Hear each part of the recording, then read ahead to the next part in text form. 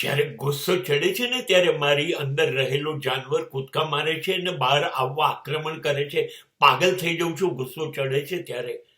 મને ખબર નથી રહેતી એવા એવા શબ્દો, એવા વિચારો, એવું વર્તન છૂટે છે મારા અંદરથી.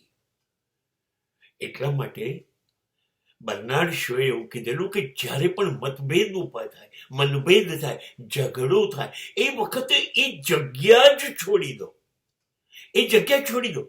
ત્યાંથી ખસી જાઓ, જતા રહો, એકલા પડો. અને બર્નાર્ડ શોએ તો કીધું, મને જે માણસ પર બહુ ગુસ્સો ચડ્યો હતો ને, ઘેર ગયો, કાગળ પેન લીધા અને એને 100 ગાળો લખી.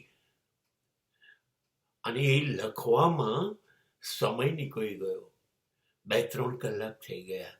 મારો ગુસ્સો ઉતરી ગયો. મને એમ થયું મને આ કરવાનું નહોતું, એ સાચો હતો. અને પછી ઊભો થઈને મેં એ લખેલો કાગળ ફાડી અને કચરા પેટીમાં નાખી દીધો. એટલો બધો હું શાંત થઈ ગયો, એટલો હું સુખી થઈ ગયો. હા, ગુસ્સો તો આવે જ છે, પણ જગ્યા પરથી ખસી જઈએ છે ને, થોડોક સમય વધુ આપીએ છે ને, એટલે પાછા આપણે હતા એવા સજ્જન થઈએ છીએ. પેલું આપણી અંદર રહેલું જાનવર હતું ને, એને ખોરાક ના મળ્યો એટલે સૂઈ ગયું પાછું.